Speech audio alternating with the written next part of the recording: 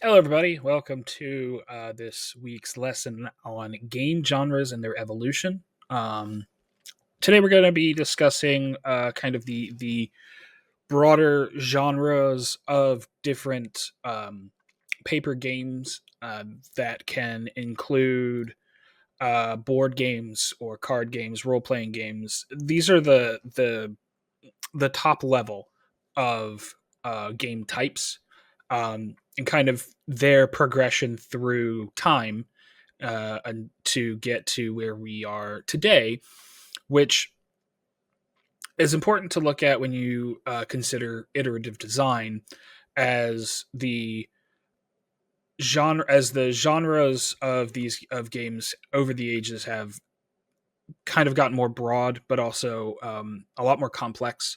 Uh, Additional game mechanics have been developed. Completely new game um, genres themselves have been developed over time. Specifically, when you talk about things like card games and role playing games, and we'll delve into a little bit of that. Um, but we can start with what are game genres, and I put it in these examples as board games, card games, role playing games, as said before. A slightly lower level that I'm going to talk less about today, but I want to cover them real fast are party games, strategy games, trivia games, storytelling games. Um, Talking about those lower level genres, I guess, for lack of a better term, um, party games tend to be social experiences, things that require large groups of people. Often, if they are um, more casual, things like your Pictionary or um, I guess certain drinking games, or something more on the like social deductive side. If you've ever played Werewolf or Mafia, um, games like that. Strategy games is a far more narrow term that can encompass board games, card games, or role playing games that requires an intense level of strategy from the ground up. So if you think about miniature games like Warhammer 40K, um, from that you are building a strategy into every moment of gameplay, from constructing your army to actually playing the game. Trivia games are kind of self-explanatory. They are things uh, like Trivial Pursuit or even uh, games like the game shows like Jeopardy. Um, Obviously require you to have knowledge of a topic or several topics and ask and answer questions to win the game. And then there's storytelling games, which is it's pretty narrow, but it's also a very broad definition of what the game genre is. The core is that you are using whatever your game mechanics are to tell a story, whether that story is designed to be uh, something that goes along with the mechanics of the game to score points through a game like Dixit, or Codenames Pictures is a good example. Um, or if it's just something that's a little bit more freeform and just um, telling stories to tell stories to see who can come up with the best one, or uh, similar ideas. But we're going to focus mostly on the board, card, and role playing games because I think that those have had the most influence on paper gaming throughout history. But we can also talk about what happens, and this is, I think, the most recent development in paper gaming is hybrid genres. So when you hybridize genres into a single board game or a single card game, they take uh, multiple genres into account and combine them into their gaming experience. So examples of that include Gloomhaven, which combines role playing strategy elements as well as board gaming elements. In similar vein, Betrayal at House on the Hill, any legacy board games, if you've played Risk Legacy or Pandemic Legacy, that idea of an evolving game board and um, long-term play kind of it encompasses both a board game as well as a role-playing game, and can also include, uh, depending on the game, certain elements of collectability that you would find in collectible card games or miniature games. And then Dixit, which I include as a hybrid of storytelling as well as a card game, because it has a very card game like quality of you're drafting your cards, you're using your cards to tell your stories, and then obviously it's a storytelling game because you need to use the cards that you have to construct a story, a narrative, to win points and win the game.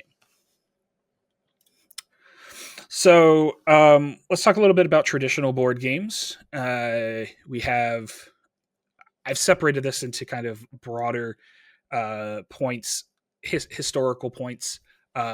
We have ancient level games like chess and checkers, things that have roots in uh, really early history, whether it's chess in the 6th century or checkers, which originated in ancient Egypt.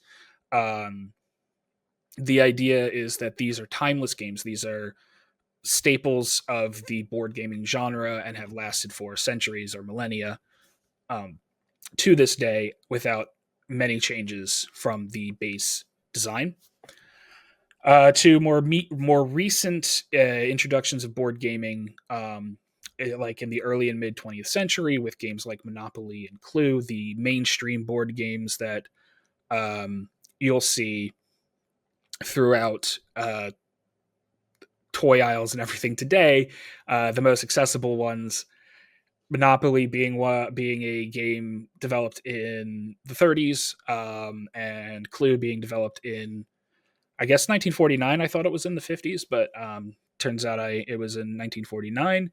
Um, these games, while having iterations and mutations of their base game style, have been more or less untouched through time and have become classics in their genres. And then other less board gamey traditional board games, Scrabble, crosswords. I consider these as kind of a board game adjacent. They're more so word games. With Scrabble actually being developed in the 30s, board crosswords being popularized in newspapers in the early 20th century. These word games are very accessible and continue to evolve in both complexity and accessibility throughout the years. I think one of the more recent versions of board game or word game evolution is Wordle, which is digital. However, it takes a lot of similar qualities from games like Scrabble, and is obviously a word game and a puzzle game similar to doing a crossword puzzle. Also, in early gaming, we talk about games of chance, gambling. Your top level categories in this include your dice games, card games, slot machines, roulette, lotteries. People have, since the dawn of time, like loved to gamble or had problems with gambling, maybe. And a lot of these game types, especially your poker and your dice games, lotteries, which, while doing research for this, found that there were state lotteries in ancient Rome. They go back thousands of years. With dice games, one of the earliest and easiest thing to or games to develop in ancient eras was something that required very little resources to put together, and dice being something that um, are fairly easy to understand whether or not you've won or lost. Didn't require very much reading comprehension or high developmental knowledge to play were very easily accessible for uh, developing societies. And card games, going into kind of the development of the traditional playing card in China, um, and the progression of poker and similar gambling card games throughout time. There's always in a society that exists and plays games. There's always a form of a card gambling game that you can find. Uh, it's kind of ubiquitous, and until the 1990s, uh, base 52 card decks were really the only way that you could play card games, and we'll get into that in a second. Um, and then more recent developments in the game of chance design space with roulette and slots, something that requires um, complete randomness and more about the excitement of uh, some physical activity, watching real spin or watching the ball land on a spot in a roulette table. Um, these were developed in the 18th and 19th century, respectively. With I actually wasn't aware that slot machines were developed in the United States until I started looking into this. Um, but things that have become ubiquitous with casinos that require less technical knowledge on and skill on gameplay than um, your card games or dice games like craps. Slot machines and roulette tables are very accessible to the layman. And then lotteries. Everybody loves a good lottery. As I said, these have dated back to ancient Rome.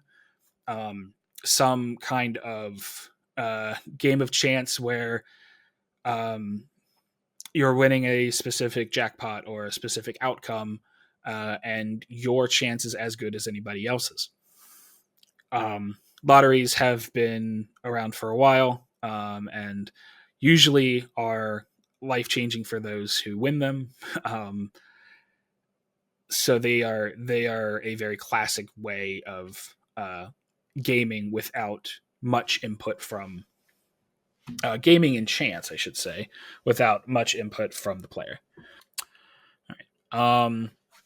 Now we're going to get into kind of the evolutions of classic tabletop paper gaming. Um, and we'll start with the role playing game. Role playing as a form of play, developmental play, whether it's as children learning roles in life, whether playing as soldiers or whatnot, has existed for since the dawn of time. But it was all kind of put together and packaged into a paper game that could be played at home with your friends in the 70s. I'm gonna go back. Yeah, 70s. I know when D&D was started.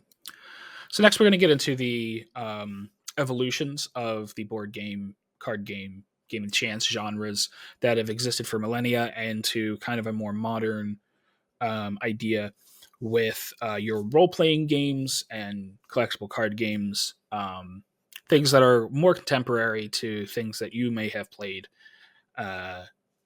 today. Role-playing has existed since time immemorial with just the idea of play, whether it's childhood development or like early childhood development or learning roles in society. Role playing is used all over the place and has since forever, whether it's children playing as soldiers or playing house or cops and robbers, things like that. These forms of play didn't magically exist after the development of Dungeons and Dragons, but Dungeons and Dragons brought the idea of playing as a new as a different person in a fantastical setting to people's tables, and allowed a lot more freedom and accessibility to the idea of role play, while giving it a structure that allowed people to follow a set of rules to be able to engage in a fair um, and level playing field. So the most classic uh, type of tabletop RPG, most classic brand being Dungeons and Dragons. There are far more and almost infinite number of role playing game brands or rule sets, but Dungeons and Dragons is credited as the uh, game that started the genre, or that solidified the genre, I should say. Um, but beyond tabletop RPGs, there are structured forms of gameplay for role playing that exist um, outside of kitchen table. Live action role play, or LARPing, is something that akins more back to the classic, uh, child development way of role playing that has become more popularized over recent decades. That basically takes the idea of a tabletop RPG and puts it in real life space. So participants will act out their roles and their characters, including any kind of political or conversational um, requirements, but also interactions, I guess, and also combat, like you see in the image. Anything that requires specific suspension of disbelief in a fantasy setting or a fantastical setting, um, but is done in real life and not on a kitchen table. And then, of course, tabletop RPGs started the genre, and that has been taken into the digital space through very popular digital role playing games. I use Baldur's Gate as a example of this because that is kind of the quintessential um, translation of a tabletop role playing game into the digital space. But video games have been able to take and expand upon RPG mechanics that you would find in tabletop games, place them in the digital space, but allow them to translate well to um, that. If you took those concepts back into the paper space, would be able to be translated reasonably well. Baldur's Gate is the best example because it is actually just playing Dungeons and Dragons in digital form. Um, but even things such as your JRPGs and from Final Fantasy to Pokemon can have translations fairly easily into a paper space if you wanted to hack that. So let's talk about the history of tabletop RPGs, and kind of these are some examples of important tabletop RPGs that have existed throughout history. You start with Dungeons and Dragons. These RPG systems can be similar to each other. Most of the time, RPGs use dice, paper, pencil, your character sheet, have a dungeon master telling the story and controlling anyone that is not a player, and then the players control their own characters. But Dungeons and Dragons caused a rapid evolution in the genre that really took the form of a lot of different properties that may have already existed or may have been created for the tabletop RPG. Call of Cthulhu being one based off of H.P. Lovecraft's work, leaned a lot more into the insanity and otherworldliness of the mythos space. I should also mention that I have not played all of these games, but I do have some experience in some. Like I've never played Vampire the Masquerade, but Vampire the Masquerade takes that like dark gothic vampire setting and translates it into a role playing game. Shadowrun is your quintessential cyberpunk role playing game, outside of actual cyberpunk, which I think Shadowrun is more ubiquitous at this point. Um, Fate is a evolution of the classic um, dice and paper role playing game with using specific styles of dice, custom dice, fate dice, also known as fudge dice, uh, judging people based off of their failures and successes as opposed to fine tuning numbers. Fate was designed to be a lot more accessible to players who are not looking to um, number crunch and do a bunch of math. And then Pathfinder, which Pathfinder is actually a direct parallel to Dungeons and Dragons in that it was developed off of the Dungeons or D&D 3.5 version. It's called the PFSRD, the Pathfinder. I don't remember what it's called, but basically the course or the core design of the game was Dungeons and Dragons 3.5, which at that point had an open license. And then Pathfinder has evolved since then and created its own game that if you were to try to play a Pathfinder game using 3.5 rules, it would be very difficult to, as there's so many new mechanics and additions to the game that Paizo, the creators, have added to it. Although, if you talk to Wizards of the Coast, they'll tell you there's a lot of similarity, and they've been trying real hard to stop the competition. But next up, we'll talk about the collectible card game.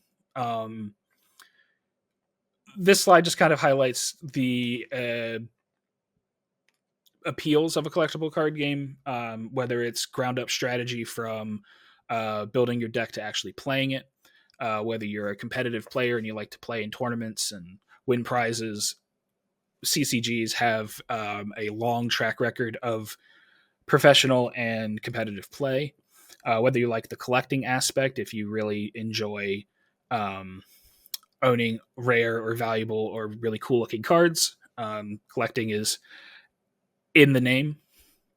And collectible card games bring all of this together to a wide variety of people and into passionate communities that share a similar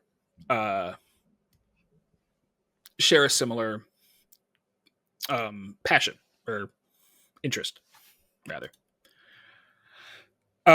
So here's a sample timeline of relevant collectible card games throughout history. I'm going to talk probably mostly about Magic and Pokemon, and then kind of split the rest of this up because there's a lot more than just these 5 that are important.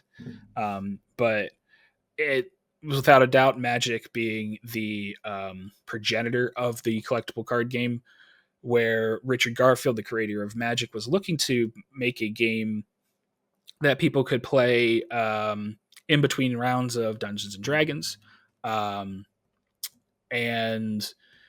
when he created it and then sold it to Wizards of the Coast, he had kind of been hoping to sell them another board game called Robo Rally.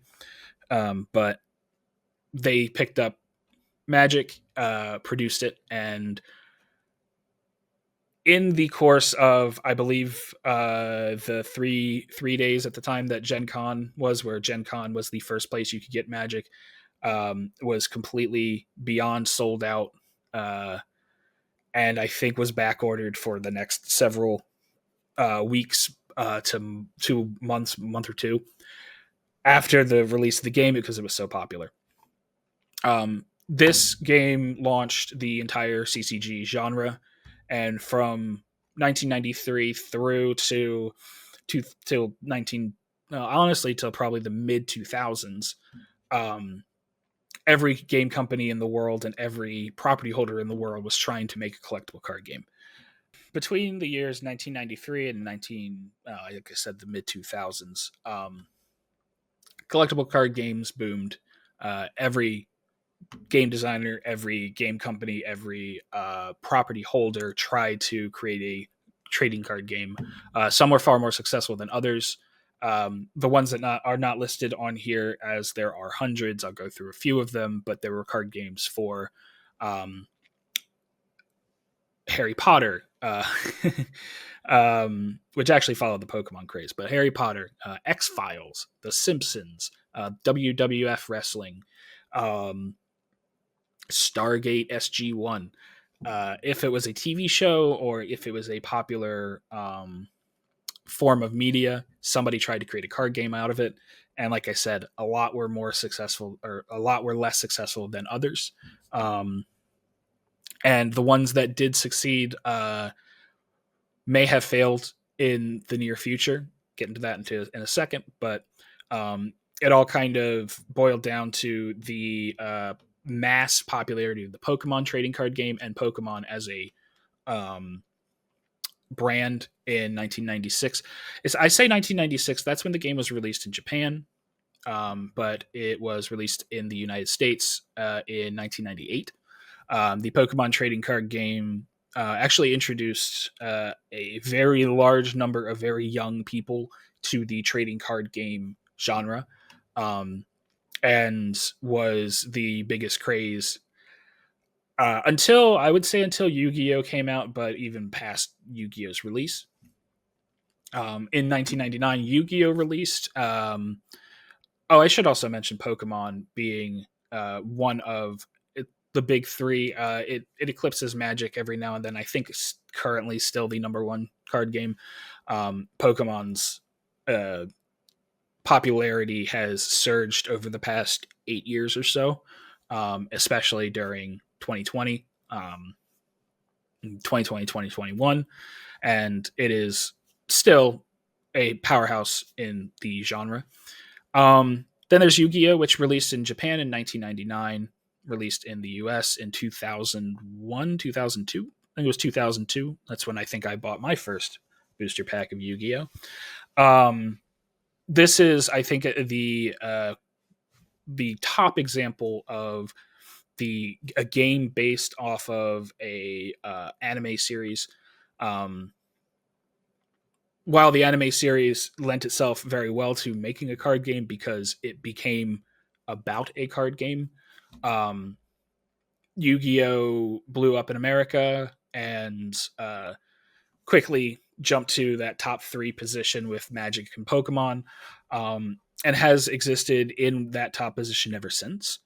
Um, Yu-Gi-Oh also kind of inspired the idea of the uh, Japanese design philosophy in card games, whether it was a much looser resource pool where Yu-Gi-Oh doesn't have much of a resource pool to track, whether it's large numbers, which you can see a lot of in a lot of Japanese card games, very large numbers, or just very cool, very shiny, usually card designs. From 1999 until this current era of trading card games, there was not a lot of huge successes. You have genres or properties that existed that were popular for a time, and whether it's through business politics or loss of rights or the end of that property in the mainstream, a lot of these card games existed and failed in one way or another. The biggest examples and my favorite examples, because these are ones that I played and very much enjoyed and no longer exist, actually. More anime inspired card games, more directly based on the anime themselves and not the subject of the anime. Your Naruto trading card game, the Dragon Ball Z card game, Bleach. Those are the three that are biggest in my mind because those are the three that I played. Bleach being probably one of my favorite card game designs of all time. And then there's ones based on other properties. The World of Warcraft trading card game was huge for its time. Another one that I played a lot of. But there were dozens of card games throughout this era, a lot less than in the 90s because people realized that your property had to be popular with younger audiences to be successful as a trading card game. And by younger, I mean you're like uh, 14 to 25 demographic. And then we get into the current era of card games where it's been a while, but there are now actually real competitors with Magic, Pokemon, and Yu-Gi-Oh. The two that I've highlighted are Flesh and Blood and Lorcana. You could also argue One Piece um, as a another huge competitor to the big three. But Flesh and Blood is kind of the most direct competitor to Magic, as it's a more mature, um, targeted card game. And Lorcana is kind of the direct competitor to Pokemon, where you take beloved characters from a franchise, in this case, all of Disney's franchises, put them on collectible cards, make the gameplay fun, and also make the cards look really cool. And you'll get collectors and players alike that really want to play it. Exploded last year in 2023. Has slowed down since, but is still a very hot card game in the space. I could talk hours about card games, and if you want me to, I can. But I'm not going to, not gonna harp on that too much. Beyond that, um, the next part of the discussion is kind of how technology has expanded upon paper gaming over the past, and the genres of paper gaming over the past decade or two. Um, the biggest one and the most obvious one is a digital adaptation of a board game or card game or RPG. And I talk about this as direct digital adaptations. So, chess online, um, your chess.com, or playing Magic Arena or D&D Beyond, or Roll20. Um, Digital adaptations and also online play have allowed people to more accessibly play these games without needing to buy the physical copy of the game or without needing to have a physical play space where they can play the game. It's a lot easier to play a game, especially a large board game, um, in a digital space than it would be in a physical space. And this is something that's more recently becoming relevant in the paper gaming space, but augmented reality is starting to add additional depth of play to your traditional paper games. The most interesting examples of this I've seen are augmented reality, also virtual reality, because this is more of an example of virtual reality, but um, the VR Yu-Gi-Oh client is starting to pick up a lot of interest. It's being able to play Yu-Gi-Oh in a VR space, similarly to what the way the anime looks. Another one is another card game. I'm forgetting the name of it now. Altered card game, Altered, that is actually adding customization through physical cards in a digital space, where you can get physical cards and then evolve them in a digital space and get them back as physical cards. That's an experiment that's, we'll see how successful that is, because cost prohibitive, but really interesting ideas of what can happen in the future with gaming, with pen and paper games. But kind of when we talk about the future, and this is our last slide, we talk about the future of paper gaming. Um, I see it more as integration with digital uh, forces, digital media, um, with actual digital versions of games. Card games is a very good example of this, where digital clients for collectible card games are far more accessible to people than actual physical cards. So people who are wanting to play without the actual collecting of the physical card, um, playing a game like Magic Arena, Yu-Gi-Oh! Master Duel, Pokemon TCG Pocket, I think that's what it's called now, is far easier than actually owning large swaths of physical cards that you may not be able to easily access. Um, those digital clients, but also digital companions. So the best example of this is a game like Mansions of Madness. Most of the Fantasy Flight games at this point, the large board games, whether they're the role playing style or the storytelling style board games, have companion apps. A lot of the Mythos games do. These give you easier ways to keep track of a lot of different resources that games produce, um, or keep track of storytelling elements for parts of the games that require that. Mansions of Madness is a very storytelling or story based driven game, and so requires a lot of narrative to tell you of your situation, which is all handled in those apps. And I can see a lot more of that happening in the future, and allowing a lot larger uh, presentations of board games without requiring mountains and mountains of books or manuals or tokens to actually play the game, which is good for sustainability as well as accessibility. D&D Beyond, uh, the Pathfinder companion, Roll20, Hero Lab, all the different tabletop RPG programs and companions that exist make playing D&D or playing other tabletop RPGs a lot easier to do when you're not having to haul around an entire library of books to make sure you have all of your rules right for whatever character you're playing. And that's the last slide I have for this. This is more of a broader look on kind of what game genres are there, what are good examples, and how they've evolved over time. A quick addendum to this week's uh, schedule, as everything has been very out of whack this past couple of weeks. I'm moving the due date for the discussion for this week to next week, so next Sunday, the 20th. It'll be due at the same time as next week's discussion, but I just want to give you more time because I haven't released this as quickly as I would have liked.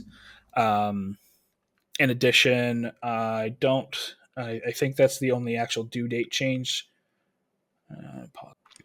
In addition to that, I've also moved the due date for the advanced game mechanics project forward a week to the 27th of October, to give you a little bit more time for that as well. And that should be everything. I will see you all next week, and thank you all for being patient with me while I get caught up on everything. Have a good one.